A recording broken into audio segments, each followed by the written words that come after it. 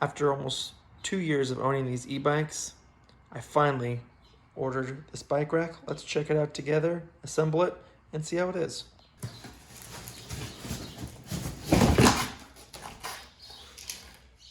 Packaged pretty decently. We're just gonna use the hitch to make it easy for installation. So here we're gonna take the hitch tube and cut off the zip tie and then feed it in.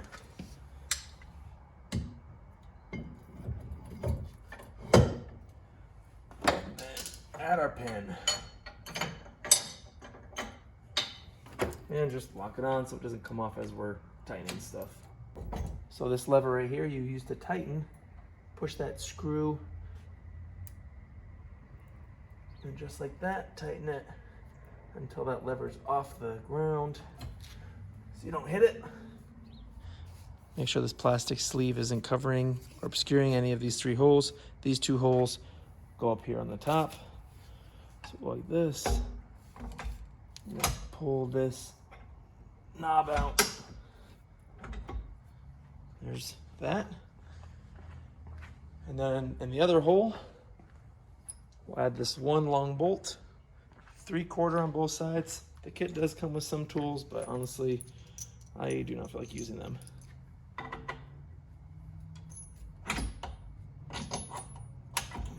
There we go.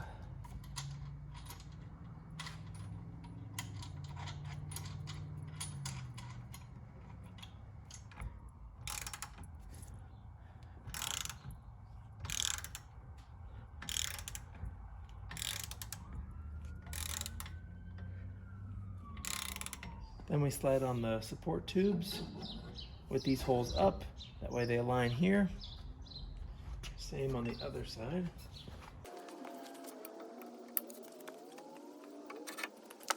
And then to give those tubes some support, we're going to install this bracket,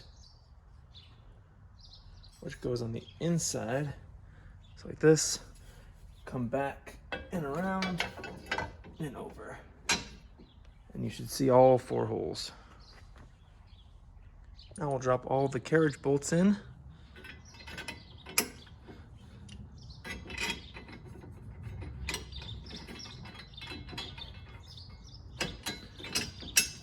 Might need to wiggle stuff around to get the holes completely lined up. Perfect. And then we'll add the nut and washer on the bottom side, 11/16.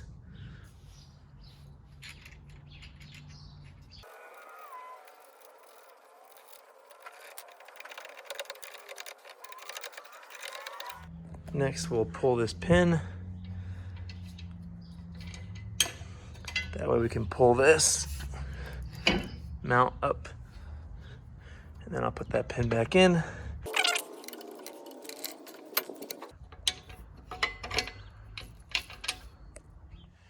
Now we can install the frame hooks. There's 2 of them. The longer one faces the vehicle, so we'll put that one down. Make sure that the lock is up and down, meaning it's unlocked, and it should slide on. That. And then the other one goes facing the opposite way. Now the wheel holders. Might need to loosen them up a bit.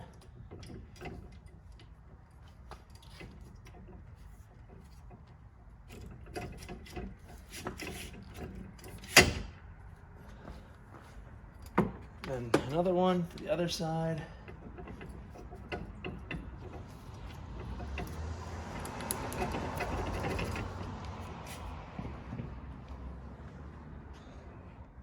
Same on the other side. Now to make sure that these wheel holders don't just slide off, you'll put a Phillips head screw. You just thread that in here. It says on the bottom in the instructions, but I guess the way I placed it, it's on the top, and honestly I prefer it that way. That way it won't fall out with gravity if it does loosen up over time.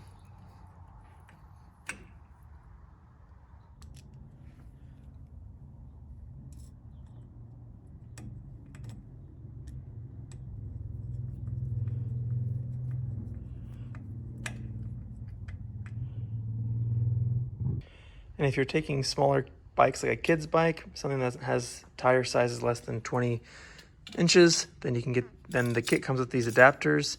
That way you can make this tire holder smaller. That way it fits that smaller bike without the tire just falling through. You just clamp it here and tighten it with a hex key. Some nice features before we actually test it with a bike. You can bring this vertical holder down. That way if you're not transporting anything, but you want to keep your rack on there, and it's not in the way of your rearview mirror, you can now put it down and then lock it into place. One feature that this bike rack has is if you pull this pin and loosen this holder and push down, kind of hard to do one-handed, it does tilt like that. I'm guessing for easy loading. And then once you're done, you just, you might need to pull that out, but pull up. It is kind of hard, but maybe once you use it more times, it'll loosen up. Put your pin in and then reconnect. And that's one tilt function. Now, if you want your bike rack fully vertical, pull this pin out, lift.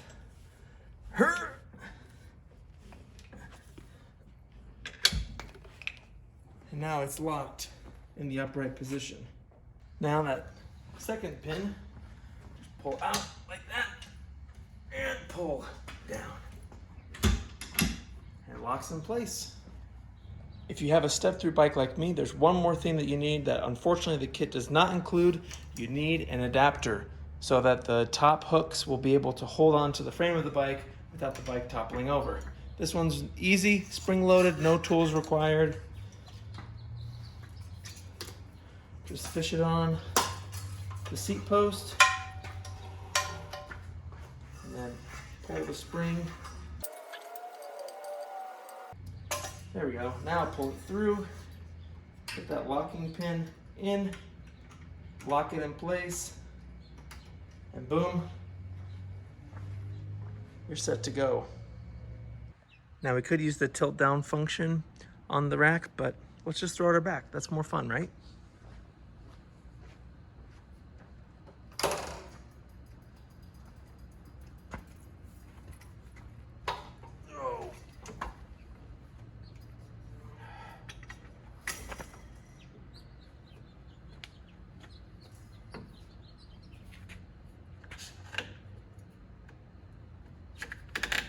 Temporarily hold that for a second.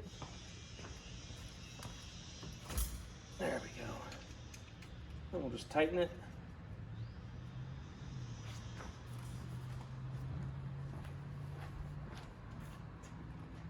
Not too bad.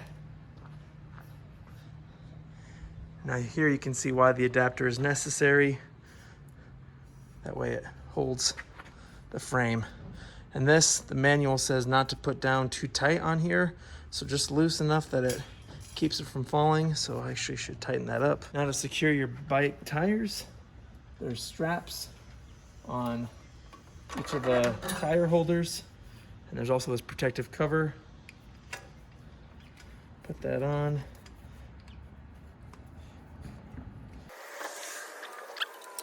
There you go.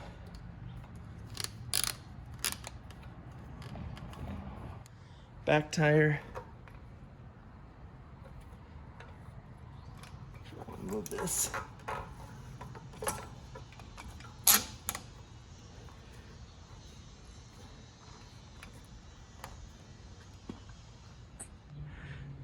And here it is.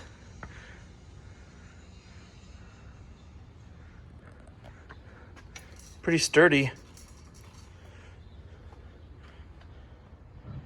And definitely room for another one. Make sure that you tighten down the straps, tighten down those knobs, and just make sure to lock these holders, frame holders in place. That way your bike will not go anywhere. The only thing I don't love about this, and this could just be my overthinking, is this pin.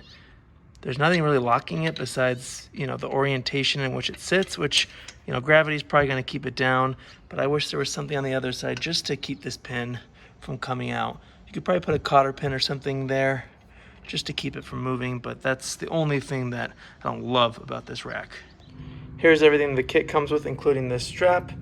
I just used my own tools. I think you need a 3/4 and 11/16 sockets, screwdriver, ratchet, a 3/4 wrench, cutters, and a razor. And it also includes a portable bike lock, which is nice in case you want to fix it to the rack, or if you're just on the go and want to affix it to something. And even better, everything is on the same key, including the bike lock and the bike rack. Post your comments or questions below. The bike rack capacity is 80 pounds per side. So with these RadRover 6 pluses, I believe they're about 70 pounds. They work just great. And you can only use a 2-inch hitch receiver. So don't use any adapters. It's only made to fit a 2-inch one. So unfortunately, if you don't have a 2-inch one, that might void your warranty, which this one does come with a limited lifetime one. Hopefully we won't need it.